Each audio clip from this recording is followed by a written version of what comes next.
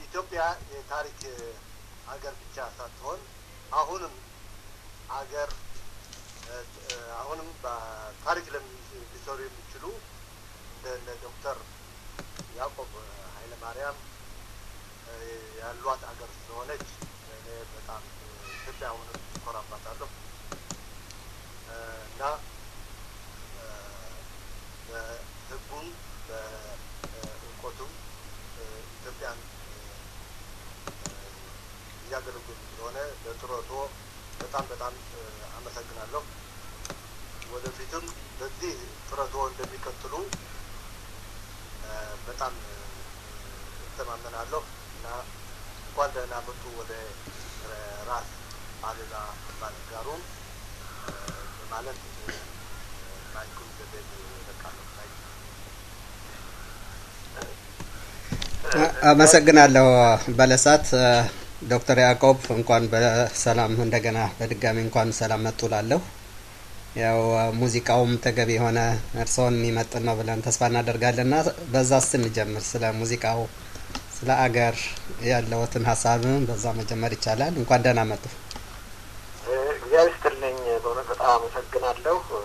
የተሰጠኝ ሞገስ የሚገባኝ አይደለም፣ ግን ዛሬ ለሞገናገስ ሳይሆን የሀገራችንን ህልውና የሀገራችን አንድነትን የሚመለከት ለመነጋገር ነው። ደግሞም ይሄን የውይይት መድረካችሁ አሉላ አባነጋ መባሉ በጣም አግባብነት ያለው ነው። ከአሰብ ጋራ ከኢትዮጵያ ወደብ መብት ጉዳይ ጋራ በጣም የተያያዘ ነው።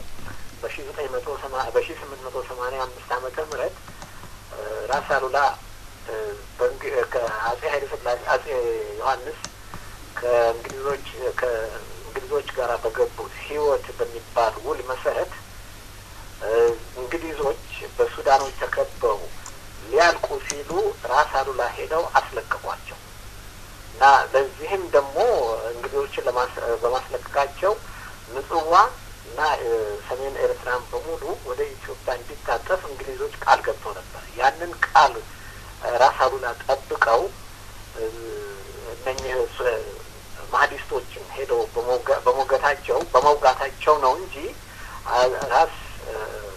ራስ አሉላ እዚያው ሀገር ውስጥ ቢኖሩ ኖሮ ጣሊያኖች በምንም አይነት አይገቡም ነበር እና ጣሊያኖች አሰብን ምጽዋን ሊይዙ የቻሉት ራስ አሉላ በቦታው ባለመኖራቸው ነው። በቦታውም ያልነበሩት ደግሞ ያው እንግዲህ የውል ግዴታቸው በህይወት ውል መሰረት በገቡት ግዴታ ፈጽማለሁ በሚል ነው እና በዓለምም እንደውም ተወዳዳሪ የሌለው ክህደት ተብሎ ነው የተፈረጀው። ጣሊያን እንግሊዞች የፈጸሙት በኢትዮጵያ ላይ የፈጸሙት ክህደት እስከ ዛሬ ድረስ ተወዳዳሪ የሌለው ክህደት ነው ብለው ራሳቸው ጽፈውበታል። ስለዚህ እንደውም የውይይት መድረካችሁ ስሙ በጣም አግባብነት ያለው ነው እና ምጽዋና የባህር በር ጉዳይ አጼ ዮሐንስና ራስ አሉላን ያህል ያሳሰበ የኢትዮጵያ መሪ የለም። በጣም ያሳሰባቸው ጉዳዩን በደንብ የገባቸው ሰዎች ነበሩ። እንደውም ብዙ ጊዜ የሚጠቀሰው አጼ ዮሐንስ አንድ ያሉት ነገር በጣም ክብደት ያለው ነገር የተናገሩት ነገር አለ። ምንድን ነበረ ያሉት? አለ ባህር በር መንግስት አይጸናም ነበር ያሉት። ይህም ማለታቸው ያለ ባህር በር የአንድ ሀገር ሉዓላዊነት ማረጋገጥ አይቻልም በማለት ነው እና አጼ ዮሐንስ ብዙ የደከሙ ሰው ናቸው። ራስ አሉላ በዚህ በባህር በር ጉዳይ በጣም የደከሙ ሰዎች ናቸው።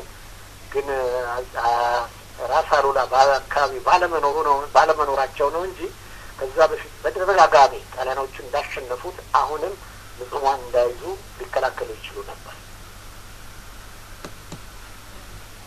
አጠቃለዋል። እግዚአብሔር ይስጥልን ስለ ማብራሪያው። ጥሩ መግቢያም ነው የሆነ። በጣም ደስ ይላል እውነትም።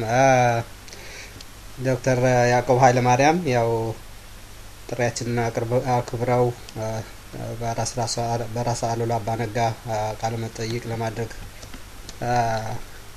ስለቀረቡ ከልብ እናመሰግናለን በድጋሚ።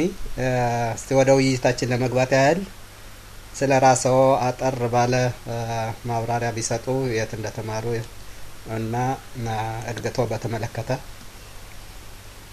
እሺ፣ እኔ እንግዲህ የተወለድኩት ሰባት ቤት ጉራጌ ዞን ቻሃ ወረዳ ውስጥ ነው። የተማርኩትም አንደኛና ሁለተኛ ደረጃ ትምህርት ቤት የተማርኩት እዚያ ነው። እዚያም ወደ ጀነራል ዊንጌት ሄጄ በሁለተኛ ደረጃ እዛ አጠናቀቅኩ። ከዛም አዲስ አበባ ዩኒቨርሲቲ ህግ ትምህርት ቤት ገብቼ ከጨረስኩ በኋላ ወደ ዩኒቨርሲቲ ኦፍ ካሊፎርኒያ የህግ ማስተርስ ለመስራት ሄድኩ። ከዛ ተመልሼ ከአንድ ጓደኛ ጋራ የጥብቅና ስራ ስንሰራ በቀይ ሽብር ምክንያት ከሀገር ጠፍቼ ወደ አሜሪካ ሄጄ ለፒኤችዲ ከሰራሁ በኋላ እንደገና ኢህአዴግ አቶ መለስ እንደውም በግልጽ በአደባባይ በ1997 የሚደረግ ምርጫ እንከን የለሽ ምርጫ ይሆናል፣ ለመጀመሪያ ጊዜ ኢትዮጵያ ውስጥ ነጻና ግልጽና ገለልተኛ የተጣራ ምርጫ ይደረጋል ሲሉ እኔ ያኔ የተባበሩት መንግስታት ውስጥ ሰራ ነበረ። ያንን ስራዬን ትቼ ቀጥታ ወደ ኢትዮጵያ ሄድኩ 97።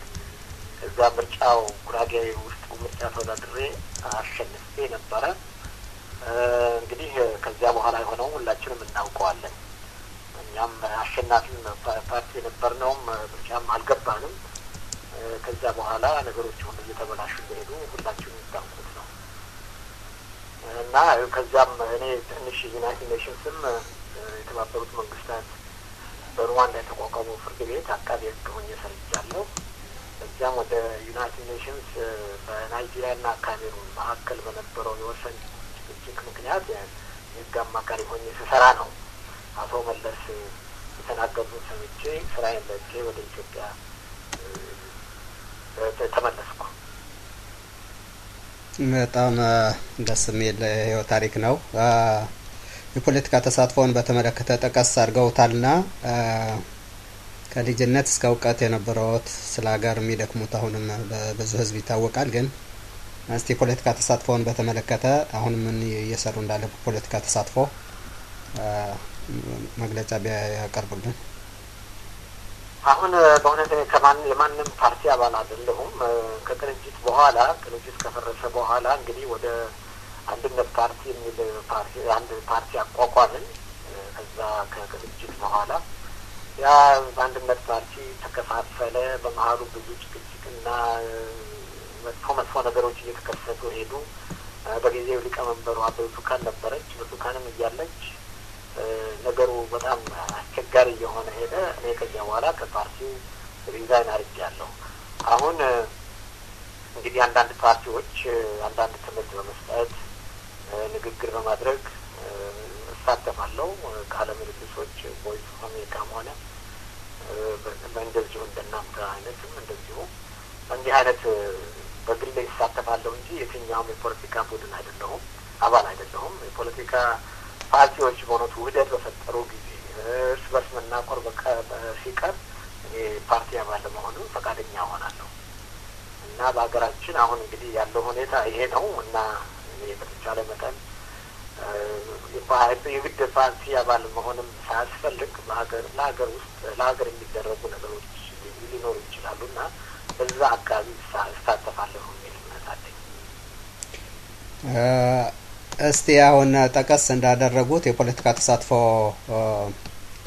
ቀደም ሲል በደርግ ጊዜም ጀምሮ የነበረ ነው ብለዋልና በዛ አሁንም በቅንጅት በቅርቡ ተሳትፎ ያደረጉበት ሁኔታ ነው ያለው። በዩዲጀም እንደሚመስለኝ ነበርና የኢትዮጵያ የፖለቲካ ተቃውሞ ተደራጅቶ የህዝብ ጥያቄዎችን በመመለስ የሚያጋጥሙት ታላቅ እንቅፋቶች እንዳሉ ይታወቃልና ያ ለትምህርት ይሆናል፣ ለወደፊቱም እነዚህ ችግሮች በዚህ ቢፈቱ ይሻላል የሚሏቸው ሀሳቦች ካሉ?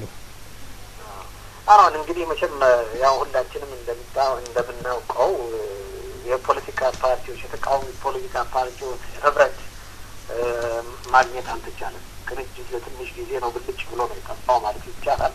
ከዛ በኋላ ብዙ ጥረቶች ተደርገው ነበር። የተቃዋሚ ፓርቲዎቹን ለማዋሀድና አብሮ ለማሰለፍ የተደረጉ ጥረቶች አልተሳኩም። በእውነት እንጃ በሀገራችን አንድ ትልቅ ችግር ያለብን ይመስለኛል።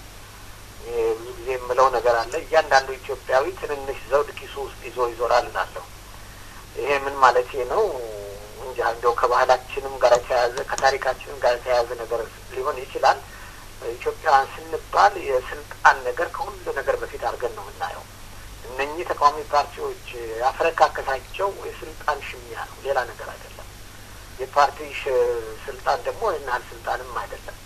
በሁለተኛ ደረጃ ደግሞ መቼም ኢህአዴግም ለተቃዋሚ ፓርቲዎች አይተኛላቸውም፣ ስራውም ነው። በዚህም ሊወቀስበት አይችልም። ተቃዋሚዎቹን ለማዳከም እና ያው ዋናው ፓርቲ አሁንም እንዳሉት አውራ ፓርቲ ሆኖ እንዲቆይ ይፈልጋል እና ይሄ ሊደረግ የሚቻል ነገር ነው። ማንም ፓርቲ የሚያደርገው ነው እና በኢህአዴግ በዚህ ለተቃዋሚ ፓርቲዎች መጠናከር ዋነኛ እንቅፋት የሆነው ኢህአዴግ ነው እና በኢህአዴግ በኩል ጥሩ ታማኝና ትጉህ ተቃዋሚ ሊፈጠር አይፈልጉም።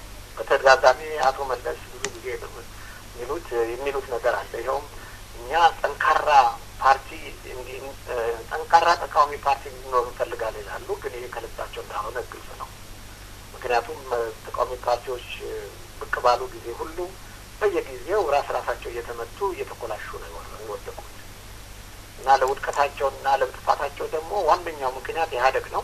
ሁለተኛው የራሳቸው ድክመት በስልጣን ጉጉ በመሆን እንደው ራዕዩን አይቶ አላማውን የሀገሪቱን ሁኔታ አይቶ የጋሪቱን ጥቅም ከመከተል ፈንታ የግል ስልጣን እሱ በሁለተኛ ደረጃነት ሊሰለፍ ይችላል እና ሀገራችን ያለብን አንድ ትልቅ በሽታ ነው። እኔ እንደሚታየኝ እዚህ ለስልጣን ያለው ጥም በጣም ከባድ ነው። በእውነት በየቦታው የሚታይ ነገር ነው። ምናልባት ከባህላችን ከታሪካችን ጋር የተያዘ ነገር ሊሆን ይችላል። እናመሰግናለን። የገዢው ፓርቲ ተቃዋሚዎችን ለማዳከም ማንኛውም ጥረት እንደሚያደርግ ይታወቃል። ማንም ፓርቲም ቢሆን ከዛ አንጻር እንደሚሰራ ይጠበቃልና ተቃዋሚ ፓርቲዎች ግን በተለየ እነዚህ ራዕይ ይዘው የህዝብን አደራ ተቀብለው ቃል ገብተው ለወደፊቱም ጠንክረው እንዲወጡ ምን መደረግ አለበት ይላሉ? እኔ አሁን ብዙ ጊዜም ከዚህ በፊትም ብዙ የጻፍኩበት ነገር ነው። በጋዜጣም ጽፌበታለሁ፣ ኢንተርቪው የሰጠሁበት ነገር ነው።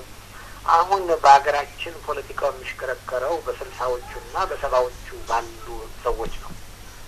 አሁን እኔ እንደማምንበት መሆንም ያለበት በፖለቲካው አካባቢ የቆየን ሰዎች ለሚቀጥለው ለተከታዩ ትውልድ ማስረከብ አለብን።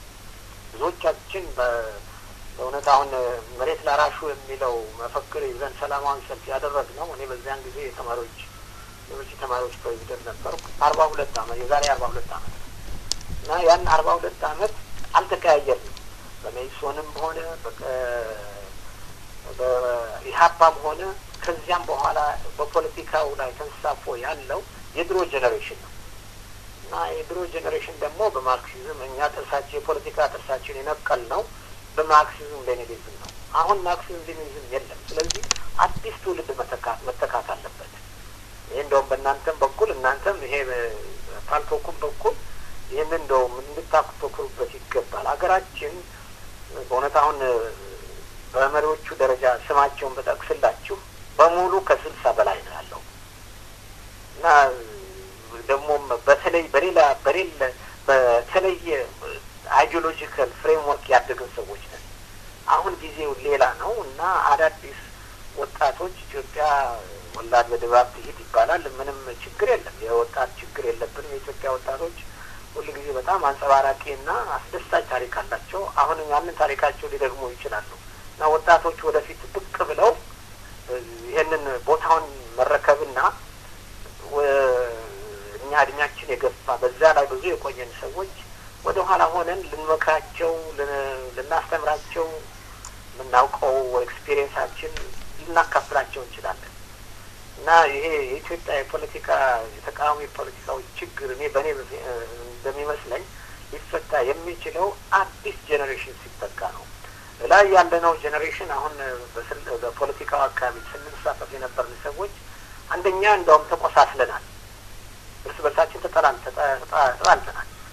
ብዙ እንደውም የማይነጋገሩ ሰዎች አሉ እና ከእንግዲህ በእኛ መሪነት የፖለቲካ ሁኔታው ሊሄድ አይችልም። ሌላ ጄኔሬሽን ሌላ ወጣቶች እናንተ መተካት አለባችሁ እና ለዚህም በእውነት መስራት ያስፈልጋል። አሁንም በፖለቲካው አካባቢ የምንሳተፍ ሰዎች ይህንን መረዳት አለብን። ገሌ ልላችሁ ይችላሉ፣ ታውቋቸዋላችሁ። ሁሉም ከ60 በላይ ነው በእውነት። በዚህ ጉዳይ ላይ ደግሞ ከ40 ዓመት በላይ የቆየን ሰዎች ነን እና አዲስ ኃይል አዲስ ለውጥ ያስፈልጋል። ሰው እኮ ስራው በ60 ዓመቱ ሪታየር ማድረግ አለበት ሲባል እኮ ሳይንሳዊ ምክንያት አለ እና እኛም በፓርቲም አካባቢ ይህንን ሳይንሳዊ ምክንያቶች አፕላይ አድርገን ወጣቶች ወደፊት ማስቀደም ይኖርብናል እና ለእኔ ትምህርቴ መስሎ የሚታየኝ ይሄ ይመስለኛል። ዋናው ለኢትዮጵያ በተለይ በተቃዋሚዎች በኩል ባለው ችግር ይህንን መተካት የሚለው ዋነኛ መፍትሄ ይመስለኛል። በዚህ ነገር ላይ ለምሳሌ ኢህአዴግ በእውነት በጣም ደህና ነው። አሁን መተካካት የሚባል ነገር መጥቶ በትግሉ ሜዳ ላይ የነበሩት ብዙዎቹ እየተንሳፈፉ ወጥተዋል። አሁን በሚኒስቴር ዴታ ደረጃ ያሉት በስልጣን ላይ ያሉት ወጣቶች ናቸው። ብዙዎቹ በጣም ወጣቶች ናቸው እና ተቃዋሚዎቹም ይህንን መከተል ይኖርባቸው የሚል እምነት ነው ያለኝ። አንዱ ምክንያት ይኸው ሊሆን ይችላል። የቀድሞ የፖለቲካ ተሳትፎ የነበራቸው ወገኖች አሁንም የአመለካከታቸውን ሳይቀይሩ አመራሩን ይዘው መቀጠል ነው የመዳከሙ አንዱ ምክንያት ይላሉ። በበኩል ደግሞ የወጣቱ ተሳትፎ ማስፈላጊነት ይታመንበታል። የሆነ ሆኖ ግን ነባሩ አመራርም ራዕዩን፣ ልምዱን ለተከታዩ የሚያስተላልፍበት እድል ባልተፈጠረበት ወጣቱ እንዴት ነው ወደ አመራር ሊመጣ የሚችለው? በሌላ በኩል ደግሞ ያለፉ በደርግም ይሁን በዚህ በአሁኑ ባለው ስርዓት የወጣቱን የፖለቲካ ተሳትፎ የሚገታ አካሄድ ነው የተከተለውና ወጣቱ ፊት በእናንተ ጊዜ እንደነበረው በድፍረት ለሀገር መስዋዕትነት ቆራጥ ሆኖ በመቅረብ የራሱ ጥረቶች አሉ። ይሄ ትግል ወደፊት እንዲሄድ እንዲራመድ የግድ የአመራሩም ልምድና ራዕይ አስፈላጊ ነው የሚሉ ወገኖች አሉ። እነዚህን በተመለከተስ ምን ይላሉ? ትክክል ነው፣ በጣም በእውነት ትክክል ነው። እኛም እንግዲህ በዚህ ሂደት በዚህ ሁሉ እድሜያችን በዚህ ሁሉ የትግል ዘመን አንዳንድ እውቀቶች ቀስመናል፣ አንዳንድ ተሞክሮች ይዘናል። ያንን ለሚቀጥለው ትውልድ ማስተላለፍ አለብን። አሁን እኔ እስተነጭራሹ እኮ የእኔ ትውልድ ወይንም ደግሞ ከኔም በላይ ያለው ትውልድ እስተነጭራሹ ገለብ ይበል ሳይሆን በአመራር ደረጃ ላይ መቀመጥ የለበትም ነው። እንግዲህ አሁን እኔ የማደርገው ነገር አለ። አንድ ሰማያዊ ፓርቲ የሚባል አንድ ፓርቲ ወጣቶች ፓርቲ ተቋቁሟል። ያ ፓርቲ በዛ ፓርቲ ውስጥ እንደ አድቫይዘሪ ግሩፕ ተብሎ ተቋቁሞ የድሮ ቅንጅት ውስጥ የነበር በሀገር ውስጥ ደግሞ ታዋቂ ሰዎች ያሉበት አንድ ቡድን ተቋቁሟል። ያ ቡድን በአማካሪነት ነው እንጂ በመሪነት አይደለም የሚቀመጠው። ይሄ ቡድን ጠቃሚ ነው፣ ብዙ ኤክስፒሪየንስ አለው። ያ ኤክስፒሪየንሱ ለወጣቶች ሊያስተላልፍ ይችላል። አሁን ቅርብ ጊዜ ለምሳሌ ለመጥቀስ ያህል ነው፣ በዚህ ይሄ ፓርቲ አንድ ሴሚናር አዘጋጅቶ በዚሁ በሴሚናር ላይ ስለ ሽብርተኛነት፣ ስለዚህ ጸረ ሽብርተኛ አዋጅ በተመለከተ እኔ አንድ ትምህርት ሰጥቻለሁ። ሌሎችም እንደዚሁ በተመሳሳይ መያድም አሁን ብዙዎቹም እንደዚሁ መያድም ወደ በወጣት እየተጠቃ ነው እና እዛም በተለይ እንደውም አሰብን በተመለከተ አንድ ንግግር አድርጌያለሁ እና እኛ በዚህ ጠቀሜታ ልንሰጥ እንችላለን። እስተንጭራሹ እንደው ጋራዥ እንግፋ አይደለም፣ የተለየ ሚና ይኖረናል። የአስተማሪነት የአማካሪነት ሚና ይኖረናል። ምክንያቱም ያካበት ነው ኤክስፒሪየንስ አለ። ግን አመራሩ ግን ወጣቶች አዲሱ ጄኔሬሽን መረከብ ይኖርበታል። በእውነት አሁን ቀደም ሲል የጠቀሱት የገዢው ፓርቲ ኢህአዴግ በወጣቶች የመተካት ጉዳይ አንድ የከነከነኝ ጉዳይ እንግዲህ የህዝብ ትግል ወደፊት ለማምጣት የዴሞክራሲና የፍትህ ጥያቄዎች ለመመለስ የሀገር ሉዓላዊነትም ከድንበር ማስከበር አንጻር ይህንን ከማስከበር አንጻር የድርጅቱ የሚተካቸው ሰዎች የኢትዮጵያን ህዝብ የፖለቲካና ኢኮኖሚ ጥያቄዎች ይመልሳሉ ከሚል አንጻር እንዴት ያዩታል? እሱ የመተካካቱ አንድ አቅጣጫ እንደ አስተያየት ሲያቀርቡት ማለት ነው። አብነትስ ሆኖ ሊቀርብ ይገባል ወይ? እንግዲህ መተካካቱ ለምን ዓላማ ነው የሚለው እርግጥ ኢህአዴግ በእውነት እነኚህ ሰዎች የጠለቀ እውቀት አላቸው፣ ምርጥ ኢትዮጵያውያን በትምህርትም በተሞክሮም የዳበሩ ኢትዮጵያውያን ናቸው ብሎ አይደለም። ለስልጣኔ ይጠቅሙኛል፣ ወጣቱን በእነሱ ነው ላሰባስብ የሚችለው፣ ወጣቱን በእነሱ ነው ልስብ የሚችለው በሚል ነው እንጂ እውነት ለሀገር ልማት ይጠቅማሉ፣ ዲሞክራሲ በዚች ሀገር ያዳብራሉ፣ የሀገር ሉዓላዊነት ያስከብራሉ ከሚል ሳይሆን ኢህአዴግ በስልጣን ለመቀመጥ እነኚህ ሰዎች ይጠቅሙኛል ከሚል ነው። የኢህአዴግ ሌላ ራዕይ የለውም። እኔ እንደሚገባኝ ብዙዎቻችን እንደሚገባን ኢህአዴግ ስልጣን ላይ ቆይቶ ዋና አውራ ፓርቲ ሆኖ ያንን በህዝብ ላይ ለመጫን እንጂ ለዲሞክራሲ ብሎ የሚያደርገው ነገር ምንም ነገር የለም። ለፍትህ ብሎ የሚያደርገው ነገር ምንም ነገር የለም። ዋናው ዓላማ ወጣቶቹን ስልጣን ላይ ሲያስቀምጥ አሁንም ወጣቶች ይስቡልኛል ከሚል ስሌት ነው እንጂ በእውነት ለኢትዮጵያ ዘላቂ ጠቀሜታ ያመጣል ከሚል አይደለም። ምክንያቱም የተሾሙ ሰዎች ለምሳሌ አሁን በስልጣን በሚኒስቴርነት ዴታ ደረጃ ያሉት እናውቃቸዋለን እና በእውነትም ይህን ያህልም እንደው ችሎታቸው የሚያኩራራ ሆኖ አይደለም፣ ግን ታማኞች ናቸው፣ ነፍሳቸውን የሸጡ ናቸው እና ኢህአዴግ ደግሞ የሚፈልገው ይሄ ነው እንጂ በእውነት በአንድ ወቅት እኮ አቶ መለስ በግልጽ ተናግረውታል እኮ እኛ የችሎታ ጉዳይ ከግንዛቤ አናገባውም፣ ዋና የሚፈለገው ታማኝነት ነው።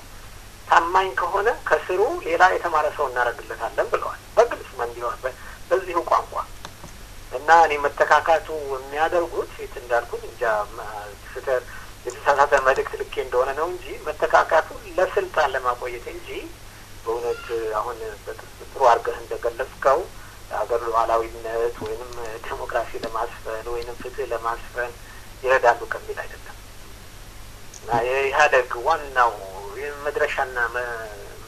መነሻና መድረሻው ስልጣን ላይ መቆየት ነው። ለዛ ለስልጣን ምንም ነገር ኮምፕሮማይዝ ይደረጋል። የኢትዮጵያ ሉዓላዊነትም ይሁን ፍትህም ይሁን ዴሞክራሲም ይሁን ምንም ነገር መስዋዕት ሊደረግ ይችላል ለዛ ለስልጣን እስከተጠቀመ ድረስ። በጣም እናመሰግናለን ዶክተር ያዕቆብ ኃይለማርያም። ወደ ዛሬው የመወያያ ርዕስ እንግባና የአሰብ ጉዳይ በተለየ ስሜት ቀስቃሽና በቀጣይነትም እንዲጽፉበት እንዲናገሩበት አንቀሳቃሽ የሆነበት ዋናው ምክንያት ምንድነው? በምን አጋጣሚስ ከዚህ ርዕሰ ጉዳይ ጋር ራስዎን ለማቆራኘት ቻሉ? እንግዲህ እኔ የጀመርኩት ይሄ ነገር መጀመሪያ እንደውም ልክ ኢህአዴግ እንደገባ ነው። አንዳንድ በሀገር ውስጥ ነበርኩ እዚያን ጊዜ ኢህአዴግ እንደገባ አንዳንድ አርቲክሎች መጻፍ ጀመርኩ። ከዚያም እንግዲህ ይበልጥ ሪሰርች እያደረኩ ወደ መጻፍም የተደረሰበት ሁኔታ አለ። እኔ በእውነት በጣም እርግጠኛ ነኝ አንተም ወንድሜም እንደሚሰማ ብዙ ወንድሞቻችንና እህቶቻችን እንደሚሰማቸው በእውነት እኔ በኢትዮጵያ ላይ ከተደረጉ በደሎች ቀዳሚ አድርጌ ነው የማየው።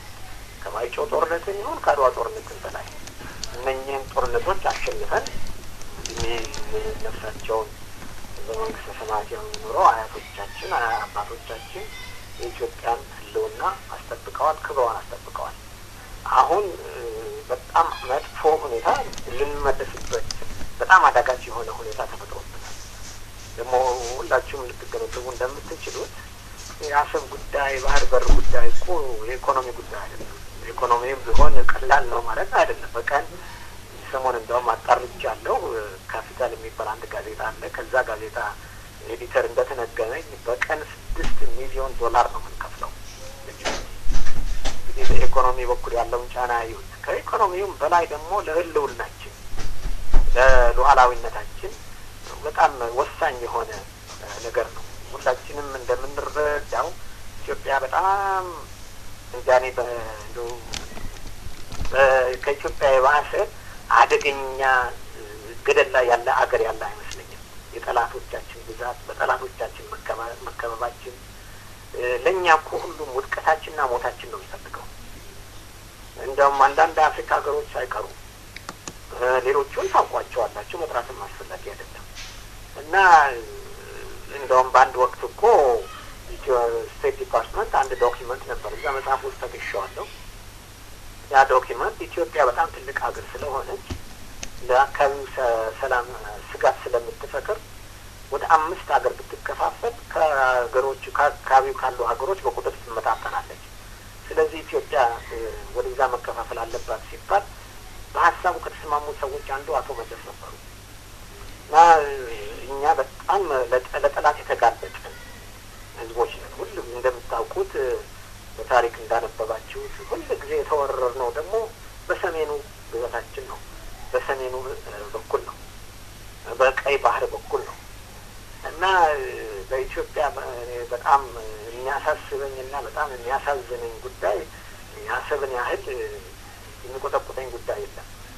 በሁለተኛ ደረጃ ደግሞ አፋሮች ወንድሞቻችን እኛ ኢንተረስታችን በእውነት በዚህ በወደብ ብቻ አይደለም፣ ህዝባችንም ጭምር ነው። አፋር ወንድሞቻችን ኢትዮጵያውያን ነን እያሉ የግድ ኤርትራ ውስጥ በግድ እየተያዙበት ሁኔታ አለ። ከዛም ነጻ ለመውጣት አሁን ትግል እያደረጉ ነው፣ ብዙ ጥረት እያደረጉ ነው። በተደጋጋሚ ራሳቸው አሊሚራ በነበርኩበት ራሴ በነበርኩበት ስብሰባ ላይ እኛ አፋሮች እንኳን እኛ የኢትዮጵያ ሰንደቅ ዓላማ ግመሎቻችን ያውቁታል ብለው አቶ ኢሳያስና አቶ መለስ ባሉበት በግንቦት ኮንፈረንስ መጀመሪያ እንደተጀመረ ያን ሁሉ የተናገሩበት ሁኔታ አለ። እና የአፋር ወንድሞቻችንን መከፋፈልና በኤርትራ ስር መሆን እሱም በጣም የሚያሳስበን ጉዳይ ነው። እሱም አቅለን የምናየው ጉዳይ አይደለም። እኛ ኢንተረስታችን ድሮ ኤርትራዎች ከሱን እንደነበረ በወደብ ብቻ አይደለም፣ የህዝባችንም አንድነት የህዝባችንም ደህንነትም ያሳስበናል። እና ከዚህ ሲታይ በእውነት እኔ በጣም ልቤ ውስጥ እንደው ጠልቆ የገባ ነገር ነው ማለት ይችላለሁ። እርግጥ ብዙ ኢትዮጵያውያን ይህንኑ ስሜት አላቸው። ምናልባት እኔ በጽሁፍ ኤክስፕሬስ ላድርገው እንጂ የብዙዎቹ ኢትዮጵያውያን ስሜት ይኸው ነው። እርግጥ መሪዎቻችን እንዳሉት ወደብ ሸቀጥ ነው፣ ከየትም መግዛት ይቻላል ብለው እንደው በእውነት ይህን ያህል ስቱፒድም አድርገው ባያዩን ጥሩ ነበረ በእውነት።